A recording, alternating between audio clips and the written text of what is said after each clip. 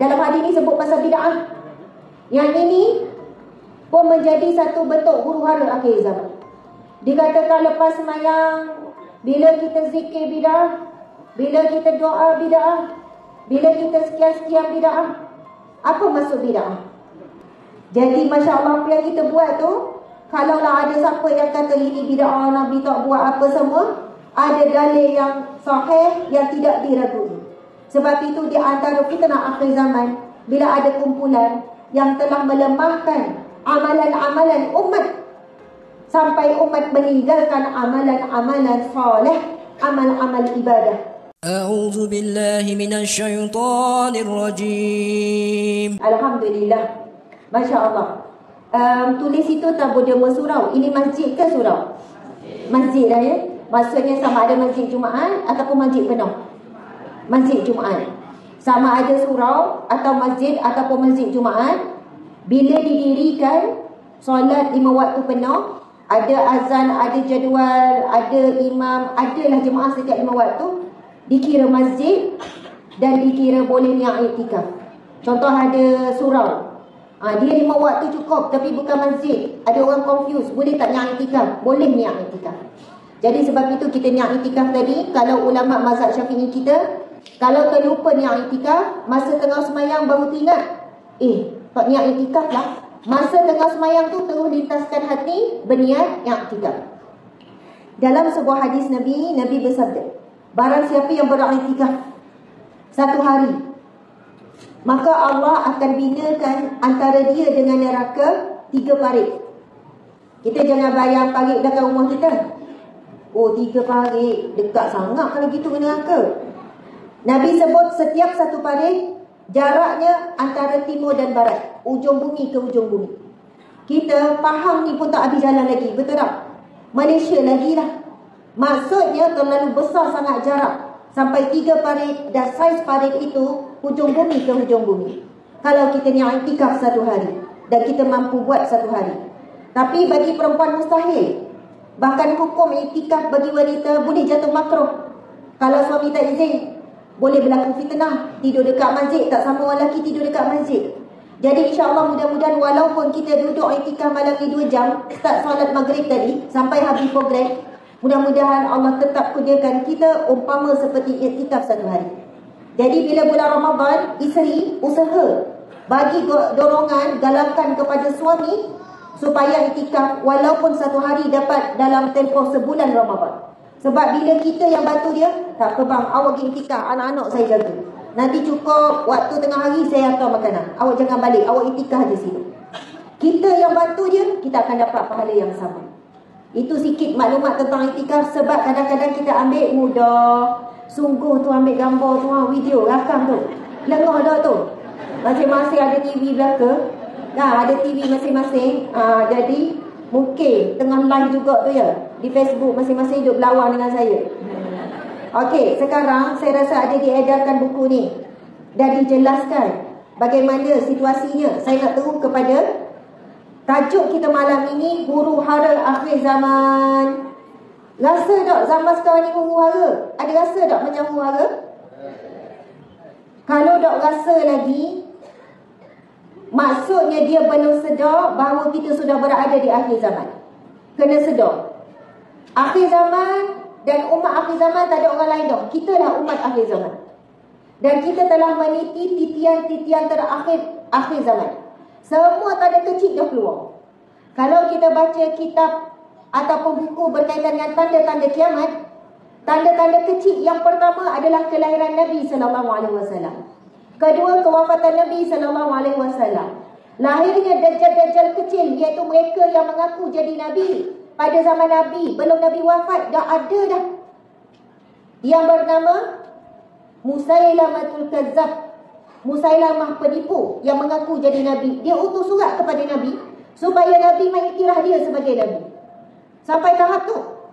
Dan selepas itu yang mengaku jadi Nabi silih berganti sampailah hari ini. Kadang dia tak declare jadi Nabi betul-betul, tetapi dia mengajar ajaran-ajaran baru. Soalannya dia adalah utusan Tuhan untuk menyampaikan risalah. Dia tak sebut dia Nabi, tak sebut perkataan Nabi. Tapi bila dia ada buat ajaran sesat, maka soalannya dia tu mengaku bahawa dia adalah wakil Tuhan membawa ajaran yang baru. Jadi semua tanda-tanda akhir zaman, berleluasanya zina contohnya. Kalau dulu dalam satu kampung ada orang yang berzina, lahir anak di luar nikah, maka heboh satu kampung. Susah sangat nak dengar. Tapi hari ini kalau berlaku dianggap biasa, dianggap normal, dianggap tak pelik, tak malu sangat. Bahkan soalannya terbela sehinggakan perbuatan ini disediakan ruang. Saya pernah bersalin di satu hospital, saya tak sebutlah hospital mana. Saya kan anak 7 orang. Jadi adalah salah seorang tu beranak di hospital kerajaan.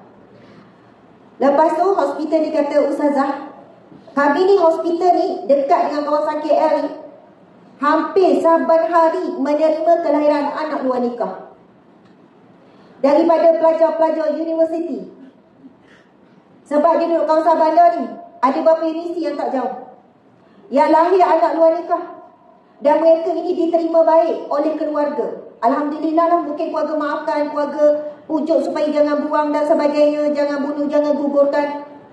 Tetapi dia kata, bagaimana kita boleh melihat mereka ni lepas lahir pun tak rasa bersalah, tak rasa keinsafan, dengan keadaan tak sembahyang, dan tak rasa mereka sedang melakukan dosa yang besar. Sebab masa saya masuk ward ni dia mesra solat. Setiap pesakit dia pastikan solat. Puan, solat puan. Ada yang enggan, tak nak solat. Masuk 3 hari awal sebelum tanda, mungkin ada sebab apa-apa, tetapi kami diminta untuk tanda solat. Yang masuk tu, selagi belum bersalin, semua boleh solat. Jadi mereka pergi setiap waktu, puan, nak bantu kami ambil wuduk, nak mudahkan solat. Dia kata, Ustazah, 80% ibu-ibu nak bersalin, masuk dalam wad, walaupun belum lagi contraction yang berat, tak semayang, tak solat, nak melahirkan anak ni. Sebab kita tahu darah yang menjadi gugurnya solat, iaitu darah yang keluar ketika anak tu keluar, darah wiladah. Kemudian bila dah anak keluar, itu darah nifas. Tapi yang duk sakit sebelum tu, keluar ledek ke, keluar darah ke, itu bukan darah kotor lagi, itu darah luka. Tapi ramai dah yang tak semayang ketika ini, rasa macam tak perlu dah contraction dah. Sedangkan ada jarak antara contraction dengan contraction tu boleh semayang. Allahu Akbar. Jadi kebanyakan tanda kecil akhir zaman sudah keluar. Kita sudah berada di zaman yang mana, sebagaimana tajuk kita, huru hara akhir zaman. Rumah tangga kita huru hara tak? Senyap belaka, tenang belaka kan. Semua suami nganoh belaka kat isteri. Oh hebat ya. Ini orang kampung apa? Seberang balok. Subhanallah. Tadi suami saya duduk suka seorang. Suka saya pelik. Suka buat apa? Hidup suka seorang. Pelik kan kalau suka seorang? Mesti ada sebab. Bila saya tanya, mana dah suami saya? Oh hilang dah. Harap dia selamat ya. Dia suka masa tengah siap-siap tadi. Saya kata suka buat apa? Suka benda kok. Ada benda. Lepas tu akhir ni tak tahan, dia pun tunjuklah video yang dia tengok. Satu video orang putih, dia tulis, bila kita bergaduh dengan isteri, bergaduh dengan perempuan, ibarat seperti kalau kita baca agreement panjang-panjang, contoh nak beli rumah, nak beli kereta ataupun kan panjang, kita malah baca kan. Kita kan belek, nak sign terus je lah. Setuju je lah. Kadang telefon ni kan, kalau kita nak download sesuatu kan, dia ada tulis panjang, kita cari butang agree, betul? Setuju.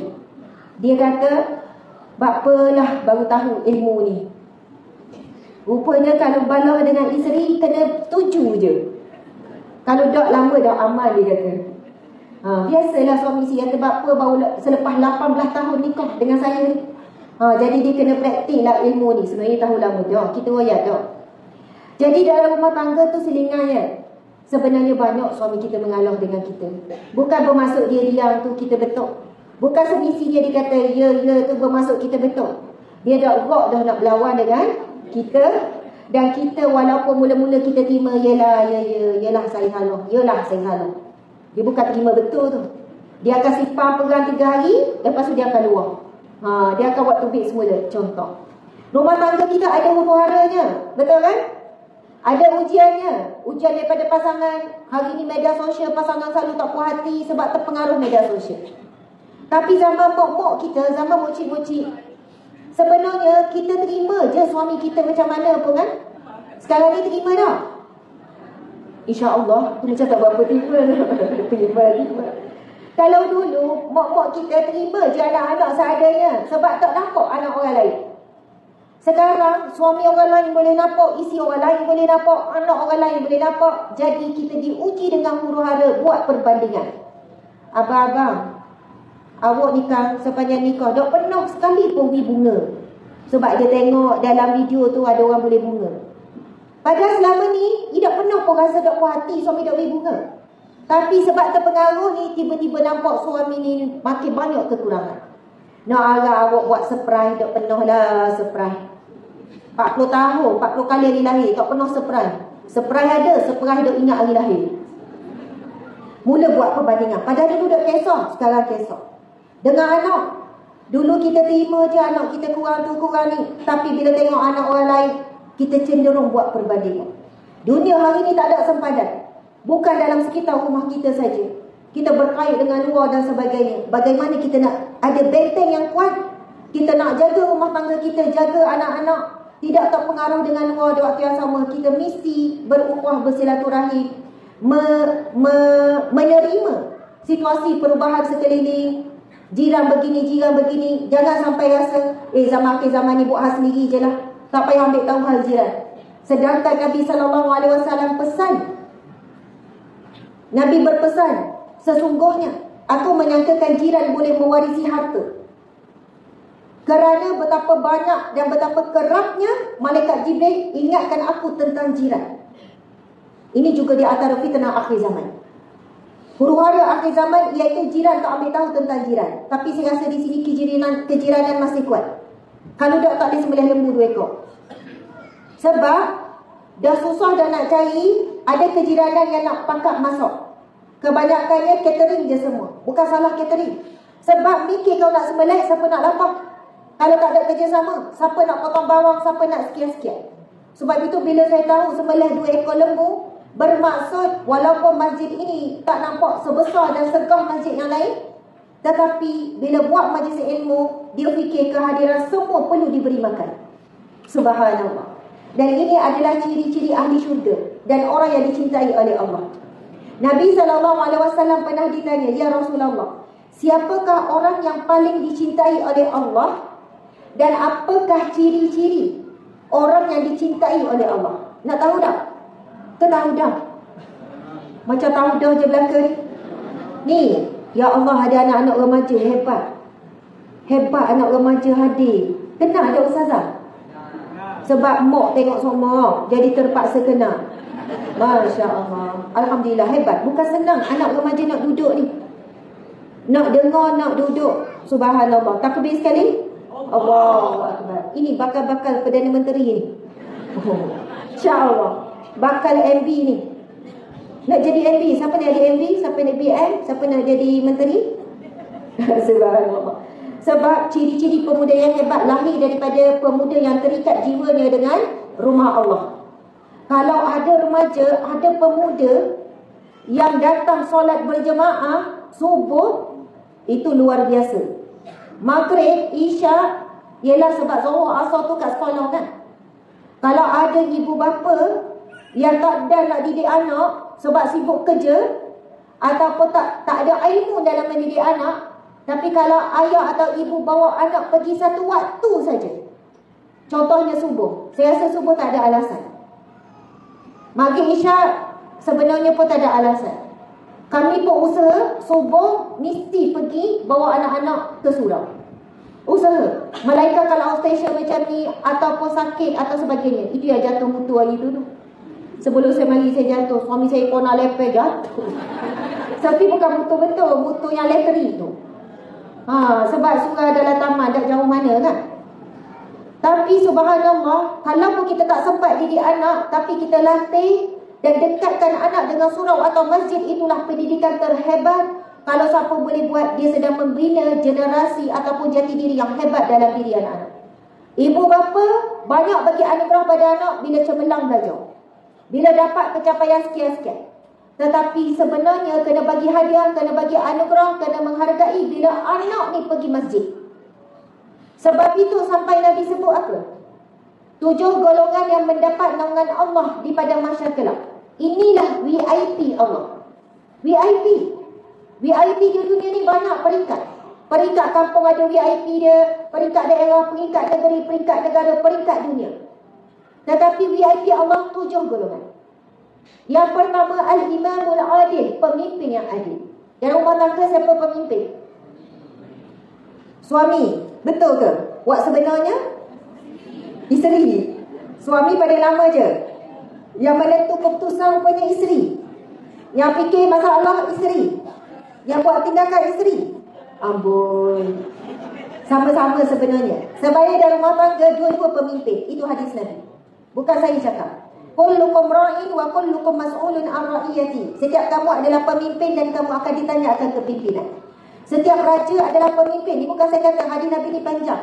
Raja akan ditanya akan kepimpinannya. Setiap rakyat adalah pemimpin. Pemimpin rakyat akan ditanya. Kita tak boleh kata, biarlah dia jawablah depan Allah esok. Maksudnya ditujukan pada pemimpin. Kita sebagai rakyat, kita akan ditanya oleh Allah. Apa yang kamu buat sebagai rakyat? Bila pemimpin kamu mengajak kepada kebaikan, amal ma'ruf, kamu bersama ke tidak? Kamu sokong ke tidak? Adakah sebab pemimpin itu tak sebulu dengan kamu? Benda yang dibuat baik pun kamu tentang. Sebab hadis yang pertama, yang dalam susunan 40 hadis akhir zaman ni, dan saya baca hadis yang sama dalam buku Syekh Fahmi Zamzam, dalam beberapa buku yang berkaitan dengan tanda akhir zaman, hadis ini ditempatkan nombor 1. Huru-hara akhir zaman, Nabi pesan, hormatilah pemimpin di kalangan kamu, walaupun dia di kalangan hamba abdi. Dia hamba abdi, tapi mungkin dia cerdik, dia bijak, dia angkat menjadi pemimpin. Walaupun dia tak ada keturunan yang hebat daripada hamba sekalipun, selagi mana dia tidak menyuruh kepada kemungkaran. Tapi hari ini kadang-kadang kita jadi politik nombor 1, menyebabkan walaupun pemimpin tu baik, tapi tak seiringan dengan kita, semua bantah belaka. Dan apabila pemimpin tu kita suka, dia melakukan kemungkaran pun kita bersama. Na'udzubillah min zalik. Jadi kena berlaku adil.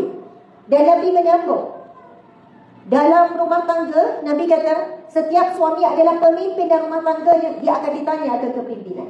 Dan setiap isteri adalah pemimpin dalam rumah tangganya, dia akan ditanya akan kepimpinan.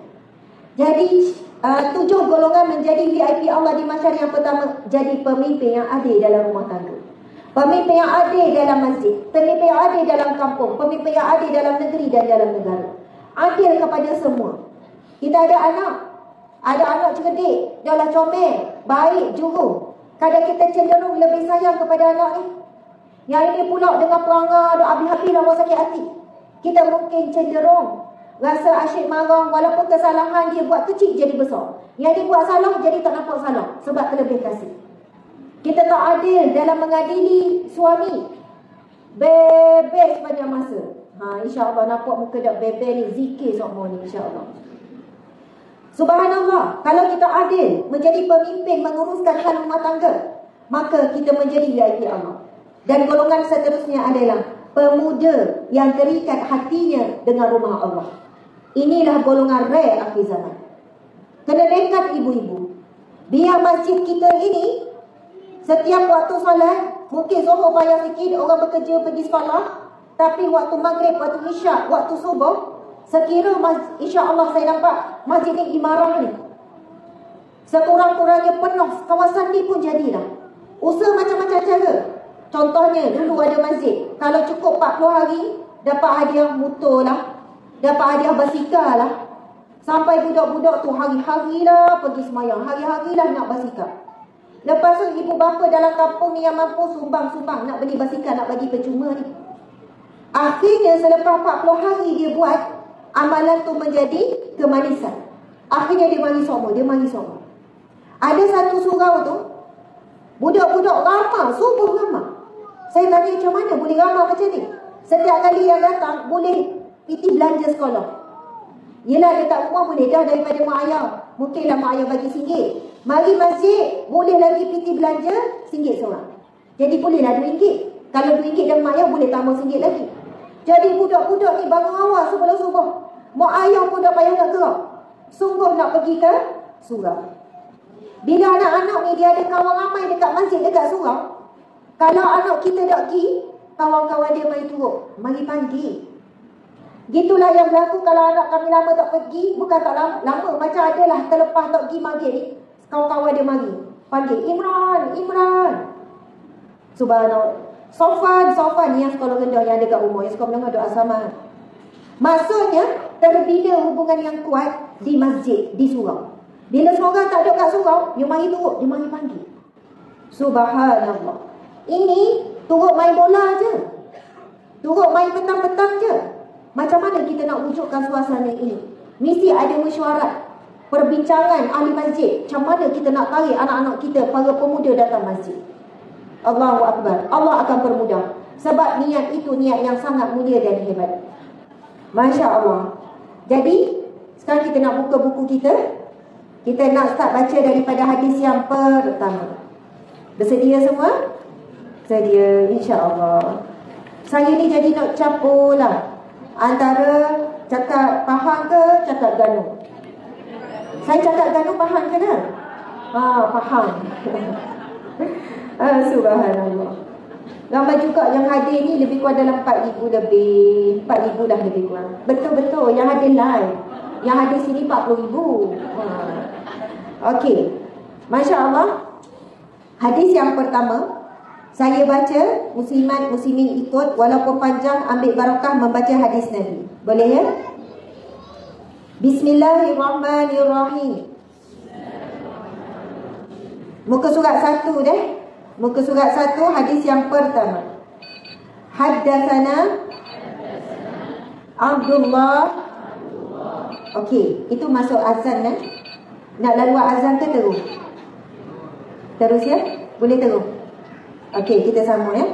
Haddatsana Abdullah bin Ahmad bin Bashir. Okey, kita terus kepada perenggan bawah tu. Qala sami'tu Irbadha bin Sariyah yaqul qama fina Rasulullah sallallahu alaihi wasallam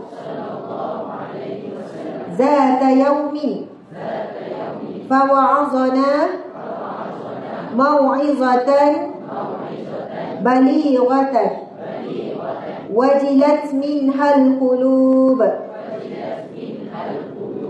wa zarafat minhal uyun faqila ya Rasulullah wa'aztana maw'izata muwaddi'in fa'had ilayna bi'ahdin faqala alaikum bitaqwallah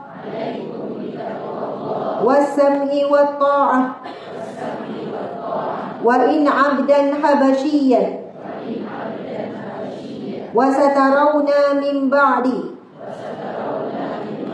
ikhtilafan shadidan fa'alaikum bisunnati wa sunnatil khulafa ar-rasyidin al-mahdiyyin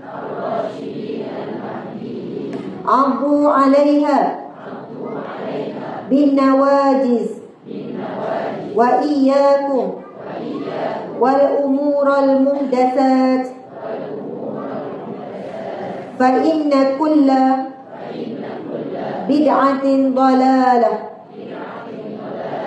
Hadis sahih riwayat Ibnu Majah yang bermaksud, aku mendengar Irbad bin Sariyah radhiyallahu anhu berkata, pada suatu hari Rasulullah sallallahu alaihi wasallam berdiri di tengah-tengah kami. Nabi berdiri di tengah-tengah sahabat. Baginda sallallahu alaihi wasallam memberikan nasihat yang sangat menyentuh hati, membuatkan hati kami menjadi gemetar dan air mata berlinangan. Apa cerita sahabat Nabi ni? Dia bagi tahu, satu hari Nabi berada di tengah-tengah kami, lalu Nabi menyampaikan nasihat. yang sangat menyentuh hati sampai bergetar jiwa dan sampai mereka menangis secara esak-esak. Lalu dikatakan, wahai Rasulullah, engkau telah memberikan nasihat kepada kami suatu nasihat perpisahan, maka berilah kami satu wasiat. Dalam ayat yang lain menjelaskan, sahabat Nabi ni kata, ya Rasulullah, engkau memberikan kepada kami nasihat macam kita dah nak berpisah, maka berikanlah wasiat kepada kami.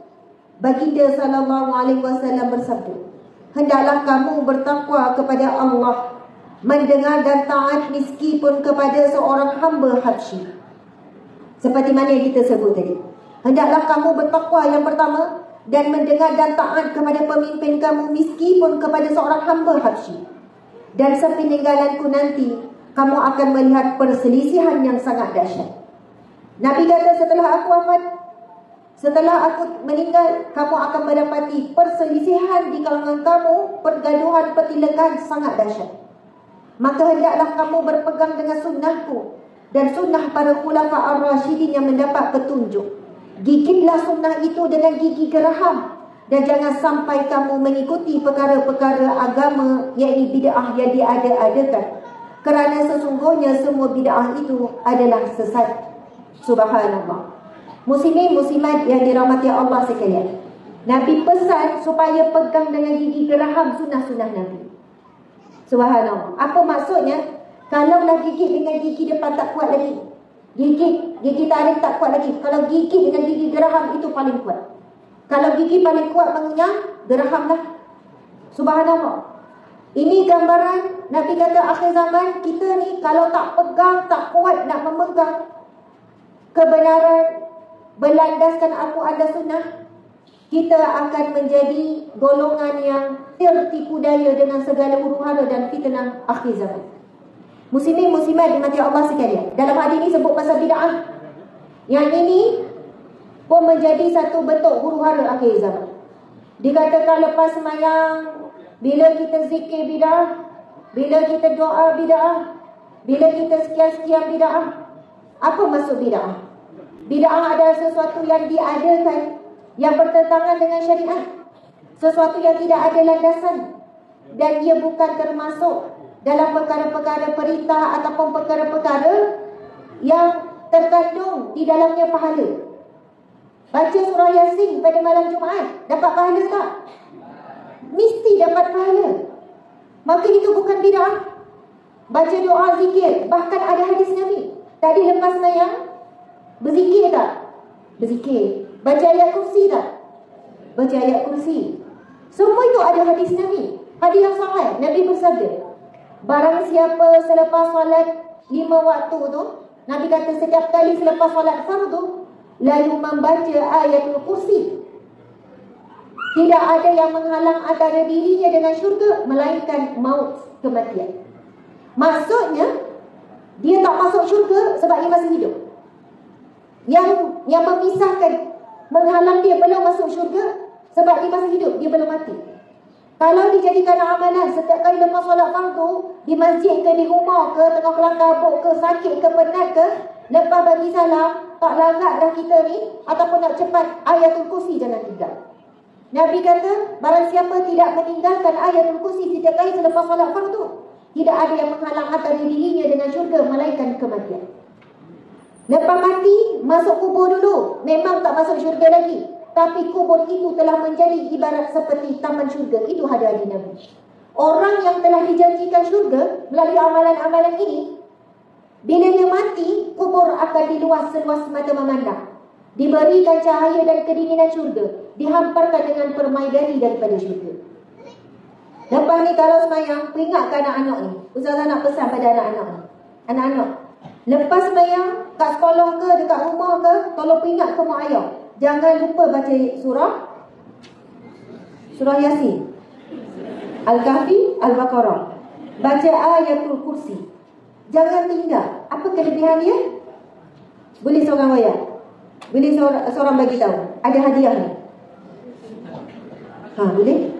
Kita nak test, dengar dah tadi. Dia dengar, cuma dia tak tumpu je. Apa kelebihan baca ayat kursi selepas sembahyang? Ada tu yang nak jawab? Okey, sila. Ha? Dapat syafaat. Subhanallah. Pandai dia tambah sendiri kan. Tak apa. Saya rasa yang baju hitam boleh jawab. Dia punya dengar tu kan khusyuk anak imam ke dia? Rasa dia tahu.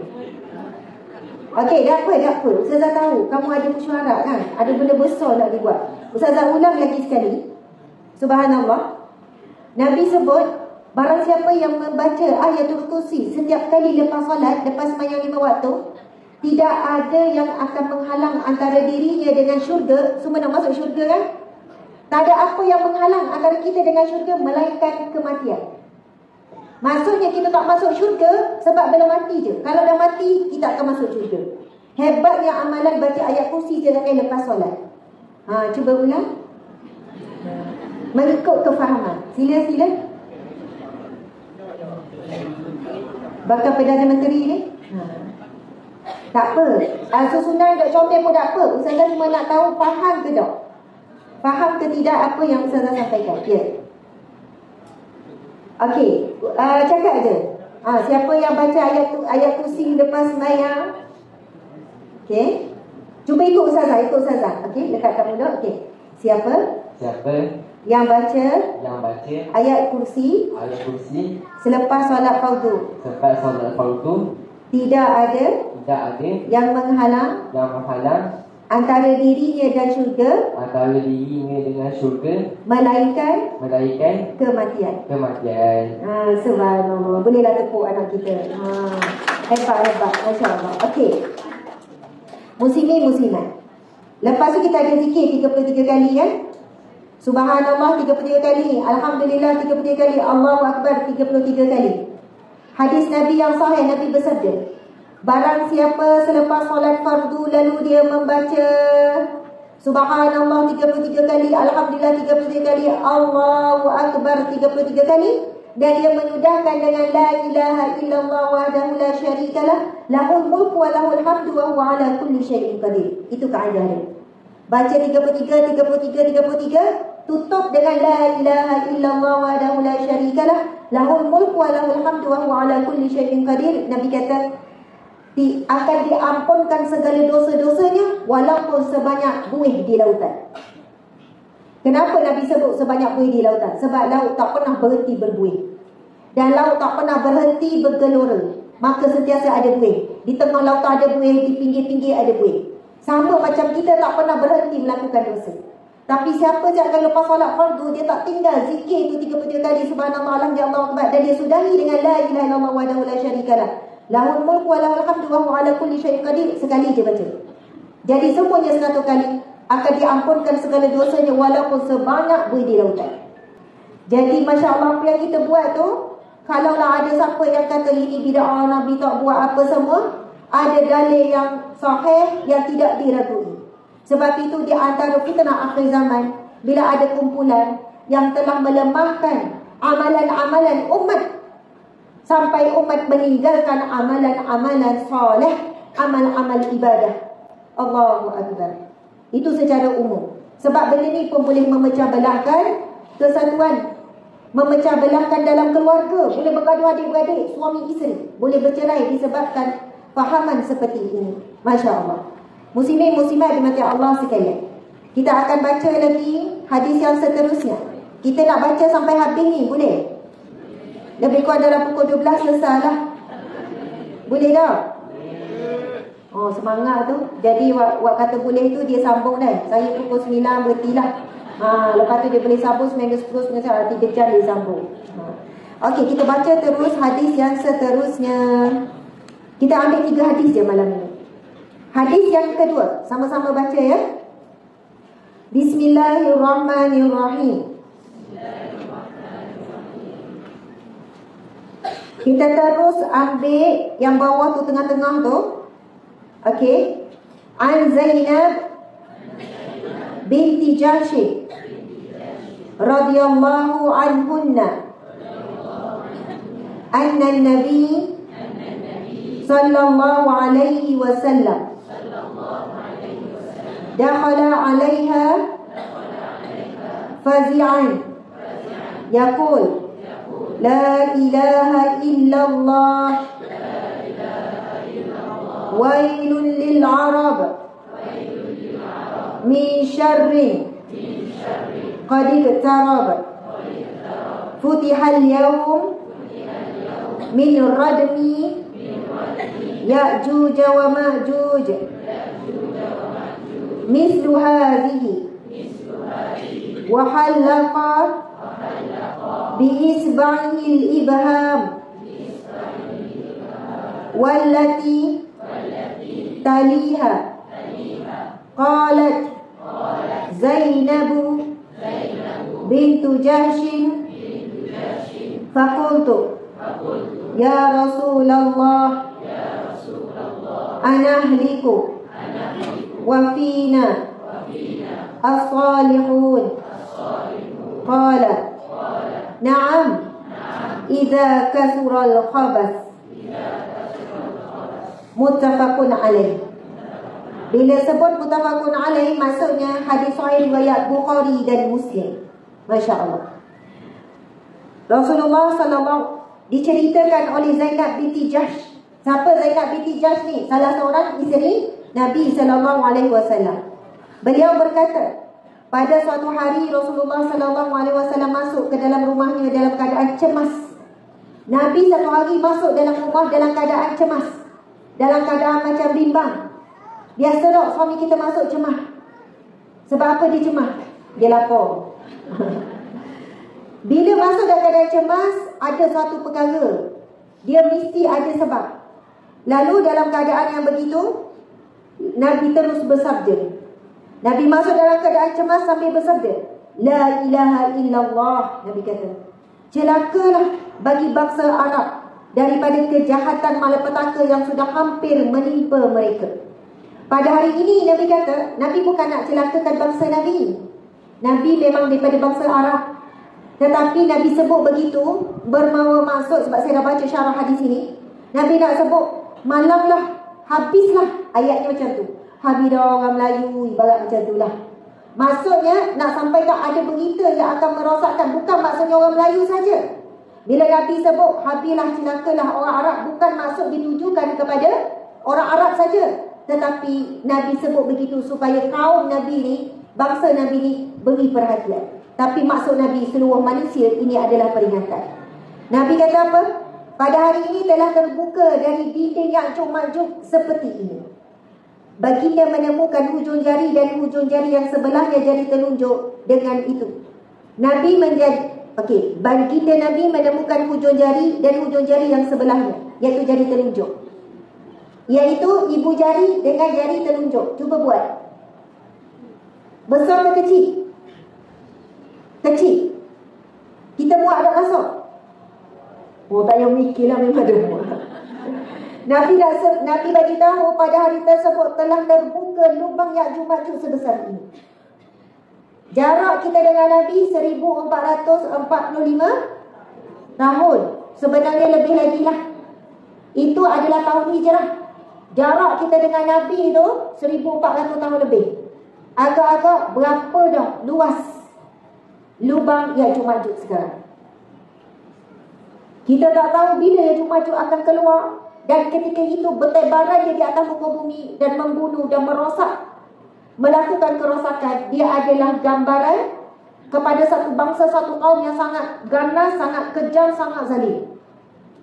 Allahu Akbar. Sebab itu dikatakan bila pada akhir zaman dia keluar, dia ibarat seperti tasbih yang dipotong lalu berguguran rantai tasbih. Bayangkan biji tasbih, kalau terpotong, laju tak jatuh biji-biji itu, laju. Begitulah ibaratnya bila tanda akhir zaman yang keluar, tanda-tanda besar keluar, dia berlaku dengan sangat cepat.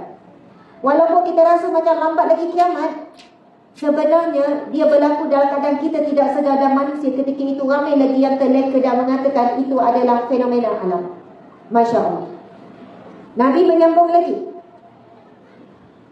Dan baginda menemukan, lalu Zainab binti Jahsh bertanya, Ya Rasulullah, apakah kami akan binasa sedangkan dalam kalangan kami masih ada orang-orang yang soleh?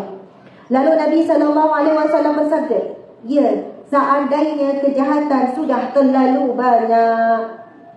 Zainab binti Jahsh tanya apa? Ya Rasulullah, Adakah kami semua akan binasa sedangkan dalam kalangan kami ada orang yang baik, orang soleh, orang kuat ibadah? Nabi kata ya, seandainya kejahatan sudah terlalu banyak. Cuba kita tengok hadis yang di belakang pada muka surat 15. Hadis Hasan, Nabi SAW bersabda bahagian atas, sesungguhnya Allah Subhanahu Wa Taala tidak mengazab manusia secara umum hanya kerana perbuatan dosa segelintir manusia, sehingga mereka melihat kemungkaran dan mereka pun mampu untuk mengingkarinya, namun mereka tidak mengingkarinya. Jika mereka telah melakukan perkara itu, maka Allah akan menyeksa segelintir manusia itu dan juga manusia secara menyeluruh. Apa maksud hadis ini? Nabi kata, sesungguhnya Allah tidak akan turunkan azab dia secara menyeluruh kepada satu kawasan sekiranya dalam kawasan tersebut ada orang yang buat kerja nahi mungkar, ada orang yang cegah kemungkaran, ada orang yang mengingkari kemungkaran. Selagi mana ada orang buat kerja nahi mungkar, bersungguh-sungguh amal ma'ruf, tegur, pasal pergaulan bebas dia tegur, pasal aurat dia tegur. Kalau ada suami yang cegah kemungkaran dalam rumah tangga, seorang isteri cegah kemungkaran dalam rumah tangga adik-beradik. Bila nampak ada kawasan taman dia ada orang perempuan yang kurang kain, yang seksi, ada lagi ke yang jemur tak pakai ni, kembang tak ada kan zaman sekarang. Tapi ada kenalan saya, nak kata kenalan apa, yang bekerja dengan kami di kalangan Indonesia. Sebab ada ramai pekerja kontrak, jadi kita kenal juga pekerja Indonesia. Dia kata, Ustazah, kat kampung saya semua Islam, tapi sebab tak ada lagi air yang sampai ke kampung, basuh baju dekat sungai lagi, dan sama lagi situasi tu, perempuan dalam keadaan situasi begitu. Kalau kita fikir, zaman sekarang ada lagi ke? Jadi nak ubah tu bukan senang. Pengorbanan para ahli ulama, sebab dulu begitu juga Malaysia pada zaman-zaman tersebut. Tetapi perubahan yang dibuat oleh ahli ulama, mengajar dan mencegah kemungkaran, tegur ni salah, ni tak boleh. Akhirnya kita tengok pada hari ini ramainya wanita menutup aurat. Demi Allah, seorang wanita yang menutup auratnya tidak terkurang pun kecantikan dan keindahannya. Subhanallah. Bahkan Allah akan beri nur pada wajahnya, Allah akan beri cahaya kepada wajahnya. Dan seorang suami yang menegakkan ma'ruf dan nahi mungkar, inilah pemimpin yang akan memimpin ahli keluarga masuk ke syurga sekeluarga. Allahu Akbar. Mudah-mudahan kita semua di kalangan itu. Jadi sebab itulah, saya tahu masa saya dah habis lagi 10 minit ni.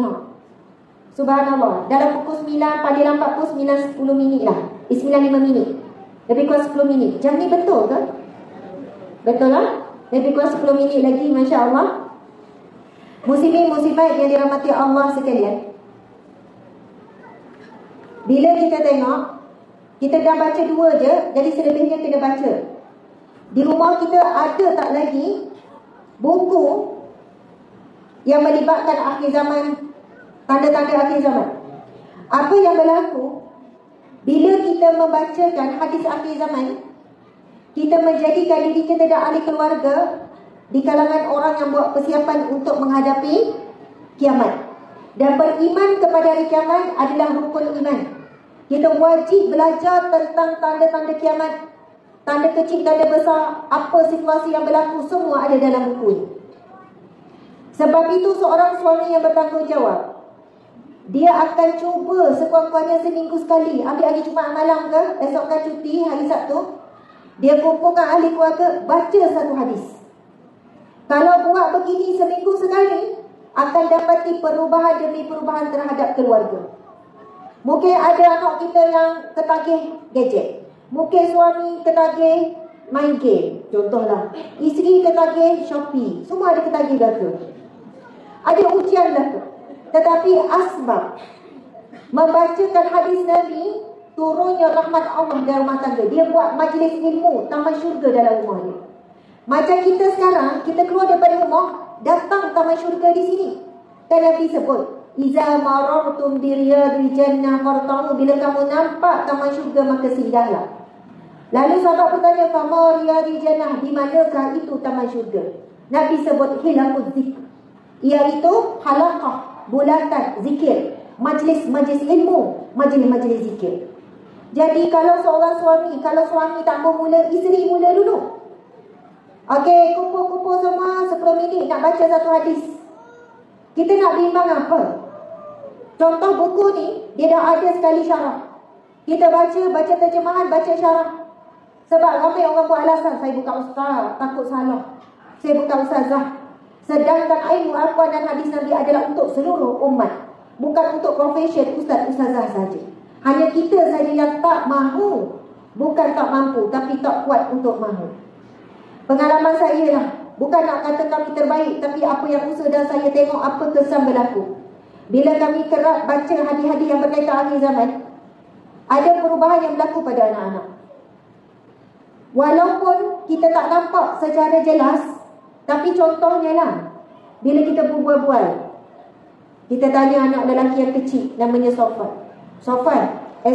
Sofan kalau nak kahwin dengan perempuan macam mana? Umi, Sofan takkan fikir. Sofan tak boleh fikir. Dia baru dah jam 3 tapi ni sajalah berbual-bual Sofan tak fikir Umi. Sebab dunia dah nak kiamat Umi. Tanda-tanda semua dah keluar. Fikir macam mana nak berhadapan dengan kiamat Umi. Wow, Sofan dia betul. Yalah Umi. Kan macam Umi ceramah tu lah. Oh, dia cakap balik. Kadang-kadang tu bila kita nak beli satu barang, Umi, nak kiamat dah ni, nak beli ke? Kena pula atas batas hidung kita.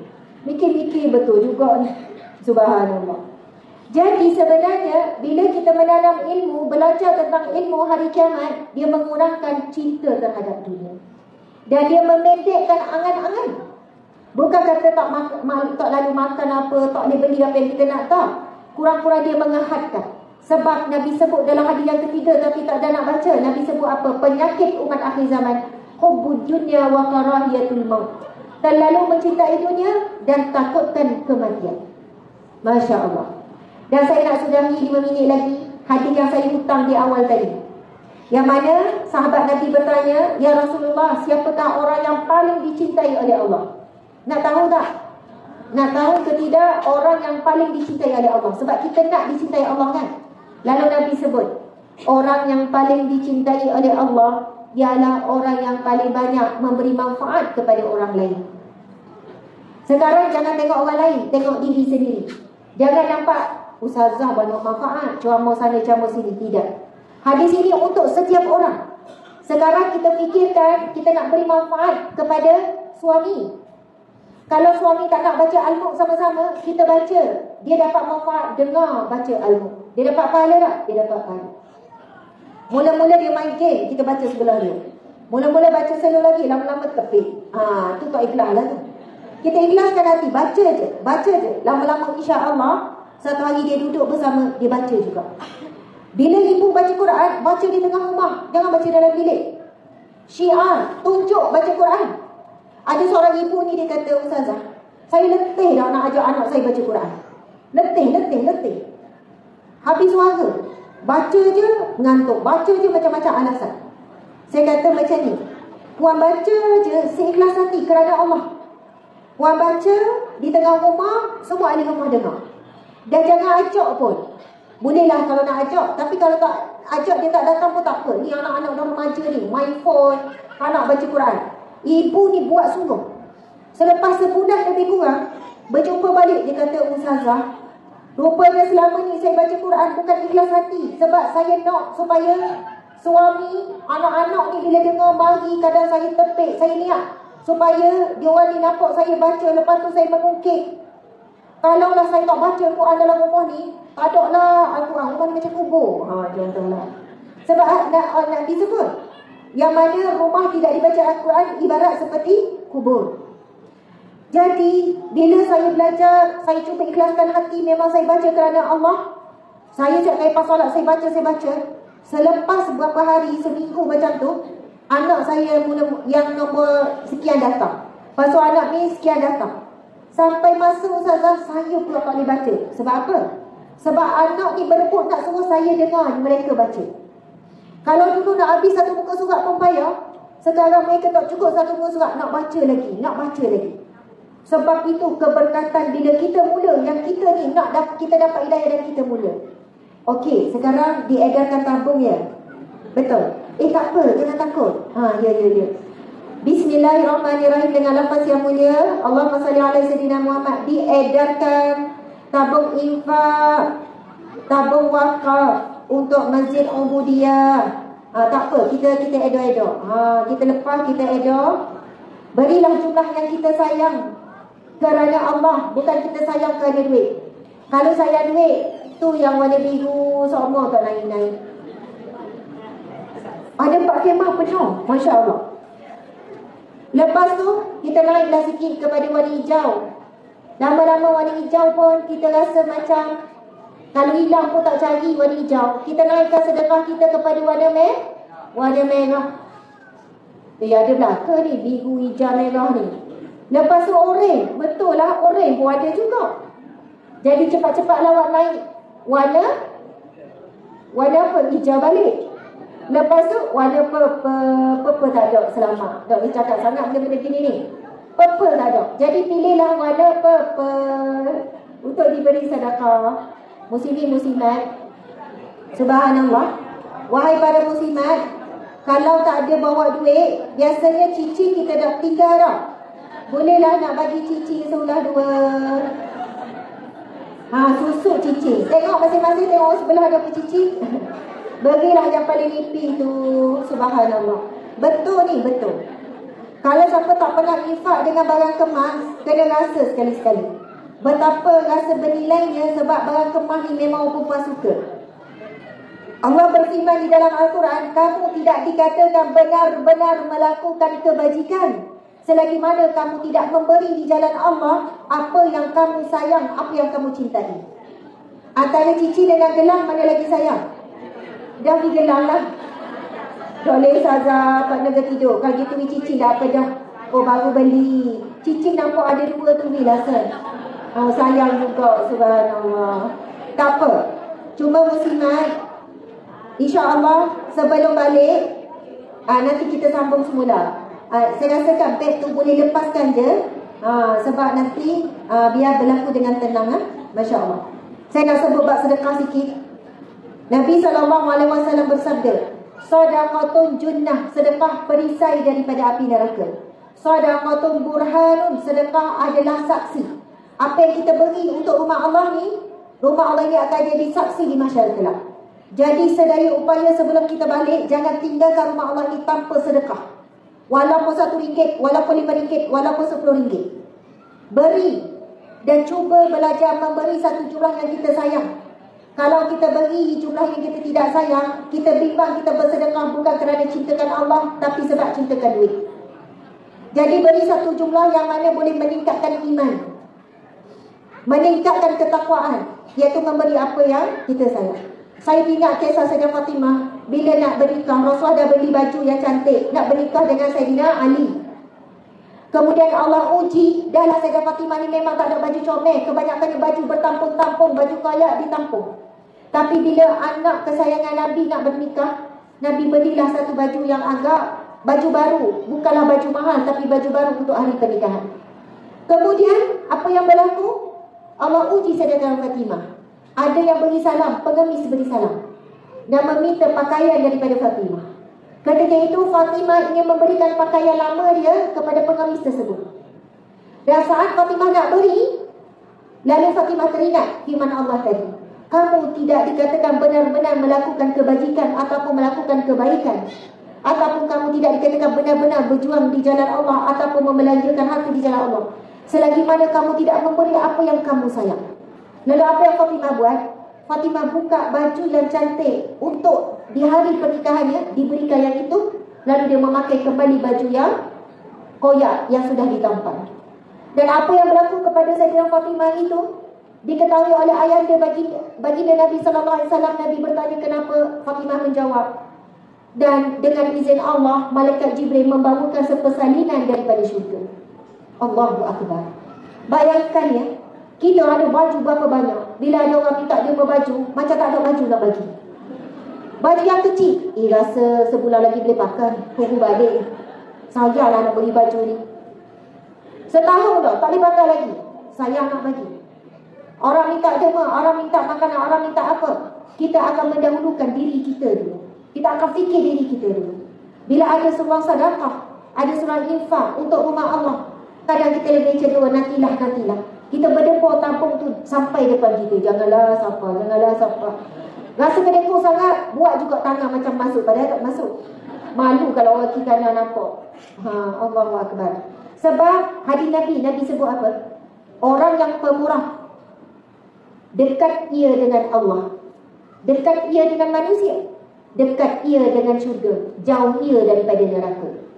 Hadis Nabi ni, Nabi sambung lagi. Orang yang kedekut, orang yang bakhil, jauh ia daripada Allah, jauh ia daripada Rasulullah, jauh ia daripada manusia, jauh ia daripada syurga, dan dekat dia dengan neraka. Allahu Akbar. Jadi kadang-kadang yang bakhil ni hasut pula orang lain. Bang, tak payah bagilah, tengok selipar dia tu, macam mahal tu selipar tu, macam bukan orang susah ni. Suami baru nak bagi, isteri pula tengok atas bawah. Padahal selipar tu ada orang beri ke dia. Macam-macam lah sekarang ni. Subhanallah, penutup betul-betul lebih sangat dah ni. Tapi sebenarnya baru je sejam. Kita start pukul 8 lebih tadi. Sebab hadis Nabi tu tak habis. 4 ciri. Habis 4 ciri ni, insyaAllah dah 8-5 minit, kita tutup. Nabi sebut apa? 4 ciri orang yang dicintai Allah. Pertama, orang yang suka menggembirakan hati orang lain. Yang kedua, orang yang suka memberi makan. Malam ni orang suka beri makan. Tu sebab saya kata tadi, orang-orang yang suka beri makan, masak, tukang masak, beri potong bawang, orang pun tak tahu siapa potong bawang, dia pedih-pedih mata, kita makan kenyang. Ini orang yang suka menyediakan makan, bagi makan dekat orang ni. Lepas tu yang ketiga, orang yang melunaskan hutang orang lain. Sama ada orang tu berhutang dengan kita, kita halalkan sebab kita tahu dia berhutang sebab susah, dia lapar. Tapi kalau dia berhutang lepas tu pergi melacung sana sini, tak usah ada halal lah. Ustaz suruh. Maksudnya sebab dia sengaja menangguhkan bayaran hutang. Orang yang mampu bayar hutang tapi dia tak bayar, Nabi kata dia telah mencuri harta saudara. Bukan apa, bukan kata tak, bukan saya hasut supaya tak halal. Kalau nak pilih halal silakan. Tapi bila ada golongan yang seperti ini dipermudahkan, akhirnya dia suka berhutang tanpa rasa berdosa. Kita bimbang dia dalam keadaan mati dan tak sempat bertaubat. Sebab hutang adalah dosa yang tidak diampunkan walaupun dia mati syahid. Nabi kata orang yang mati syahid diampunkan Allah segala dosa kecuali hutang. Berat sangat bab hutang. Lepas tu yang keempat, orang yang suka meringankan beban orang lain. Ingat tak tu 4 tu? Anggur kan? Balik-balik bab saya sebut 4. Saya nak je pasal menggembirakan. Itulah awak kena gembirakan saya. Dia ingat poin yang nak tuju kat suami dia je. Jadi 4 ciri tadi, menggembirakan hati orang lain. Isteri-isteri, wahai para perempuan sekalian, wanita sekalian, suka tak gembirakan hati suami? Ya dah. Macam mana gembirakan hati suami? Pakai comel dekat rumah. Mana lagi comel? Sekarang ke masa kat rumah? Tahu pun tak apa. Kat rumah terbang sana terbang sini pakai je kelawar kan? Tak apa, kelawar pun kalau buat comel molek je. Tapi jangan ketara sangat. Bila kat rumah suami macam nak atu mana tadi? Rambut mengebang gitu gini, pakai dah sikat dah. Pergi dapur, pergi buang tamu, lepas mandi dah sikat gitu lah. Dengan muka macam dah siap. Kan baju tu dah koyok sampai bobang. Maaf lah baju ni sedap sekali pakai. Memanglah angin keluar masuk, baju berlubang, lunyai, dia baju lama. Tapi bila nak keluar, tak fikir pasal selesa. Nombor 1 nampak comel, selesa jadi nombor 2. Kat rumah, selesa nombor 1, tak comel tak apa. Sedangkan menggembirakan hati orang memandang menggembirakan. Suami kena fikir macam mana nak gembirakan isteri. Sebab ramai suami kat luar pada buat lawak dengan kawan-kawan. Kat rumah muka ketak je. Kalau buat lawak, isteri kejut. Apa ni? Tanda-tanda kematian tu. Sebab tak berapa mesra dengan isteri dan anak-anak. Susah nak bergurau. Dengan kawan-kawan bergurau. Saya dah jumpa kematian yang begitu indah. Boleh ucap asyhadu alla ilaha illallah wa asyhadu anna Muhammadar Rasulullah 3 kali. Lepas tu hembus nafas yang terakhir. Nama dia arwah Wak Kamilan. Ia ayah kepada kawan saya. Kawan saya tu menantu, bapa mertua. Saya pun jumpa berapa kali Wak Kamilan. Isteri dia bila hari kematian, bila saya pergi dan saya sempat melihat jenazah arwah Wak Kamilan ni, saya terkejut, saya tak cam. Sebab saya bukan tak pernah bertemu, saya pernah pergi rumah dia, dia yang masak, saya makan. Saya kata, ya Allah, lainnya. Kulit dia putih, bersih, bercahaya, wajah senyum. Dia bukan senyum main-main, senyum. Saya sampai menangis-nangis tengok. Lepas tu, Bila saya, dalam proses semua lelaki pergi ke kubur, saya duduk dengan isterinya, isteri arwah Wak Kamilan. Lepas tu ada besan. Besan ni cerita, dia kata, Ustazah, saya besan ni yang menyaksikan arwah Wak Kamilan ni, betapa dia selalu menggembirakan hati isteri besan saya ni. Dia sangat suka memuji isterinya. Isteri masak biasa, sedapnya, Masya Allah. Bahkan saya masih ingat masa tu kami jalan pergi Jepun. Lepas tu isteri ni tak lalu makan. Dia sanggup tumpang restoran Islam Jepun untuk masak makanan isteri dia. Suka gembirakan hati isteri, suka hargai, suka memuji. Dan dia suka menolong dan melunaskan hutang orang. Kat rumah arwah Wak Kamilan ni selalu ada motor, kereta, ada macam-macam. Orang pajak. Tapi arwah ni dia kata ambil. Sebab orang suka berhutang. Orang kampung tinggal motor. Supaya nak beri jaminan dia akan bayar hutang. Tapi cerita Wak tak semua pun letak, tapi kadang orang kampung letak juga. Tapi Wak halalkan. Dan dia suka bagi makan. Dia ada kedai makan kecil, warung kecil. Setiap hari Jumaat bagi makan percuma. Selalu masak. Masa saya pergi pun dia yang masak. Suka membantu orang yang susah. Dan apa yang berlaku, dia ada koma satu hari. Sepanjang dia koma, dia tak berhenti selawat pada Nabi. Doktor kata dia memang tak sedar, dia memang koma. Lepas tu anak je ada rakam. Dan rakaman tu dia tunjuk pada saya. Saya terkejut tengok, dalam keadaan wayar-wayar berselirat, dan kadang dia tak sedar, dia boleh selawat Allahumma salli Allahumma salli, dalam keadaan koma. Yang mana doktor kata dia tak boleh nak bagi respon, dia tak boleh dengar. Tapi selawat 24 jam tak berhenti. Bila dia sedar, ahli keluarga buat main pada dia. Bukan buat main-main. Oh, masa koma selawat tak berhenti. Bila sedar tak nampak pun selawat. Rupanya amalan arwah ini setiap hari paling kurang dia berselawat 4,000 kali sehari. Oh, kita nak capai memang susah. Tapi anak isteri tak sedar bila arwah ni suka berselawat. Jadi jangan main-main dengan amalan yang 4 Nabi sebut tadi. Gembirakan hati orang. Balik ni usahakan sebelum tidur pergi berkati suami ke anak ke siapa-siapa. Lepas ni terus gembirakan hati orang sebelah dengan puji. Comel lah makcik. Oh, suka sangat kalau orang puji comel. Lepas tu nanti makan sedap, mulut tu jangan berat, puji. Cakap terima kasih ahli masjid. Sedap. Oh. Orang nak gembirakan hati orang percuma, tak perlu kena bayar. Bukan nak puji tu kena bayar. Lepas itu lunaskan hutang. Kalau ada orang susah berhutang yang kita halalkan. Kita tahu ada orang susah, suami kita susah berhutang, bantu suami kita untuk lunaskan hutang. Kemudian yang ketiga, ataupun isi berhutang, tak kira adik-beradik ke berhutang. Yang ketiga apa? Meringankan, membantu orang yang memerlukan. Dan yang keempat, beri makan. Orang yang suka beri makan. Masya Allah. Terima kasih banyak-banyak. Mohon maaf salah dan silap, terlebih masa sangat. InsyaAllah mudah-mudahan mendapat manfaat, mendapat kebaikan. Dan mudah-mudahan Allah Subhanahu Wa Taala menjadikan kita di kalangan ahli syurga Firdaus tanpa dihisab, tanpa diazab.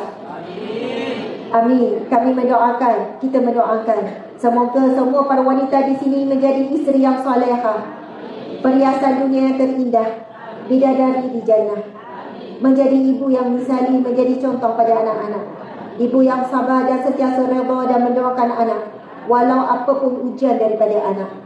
Dan semoga para lelaki di sini menjadi suami yang saleh, suami yang menjadi pemimpin dan membimbing keluarga ke syurga, ayah yang misali menjadi contoh tauladan pada anak-anak, ayah yang sentiasa menggenggam tangan anak-anak menuju ke masjid, ke surau, ke rumah Allah, ayah yang sentiasa mencegah kemungkaran dan menyuruh kepada yang ma'ruf dalam rumah tangga.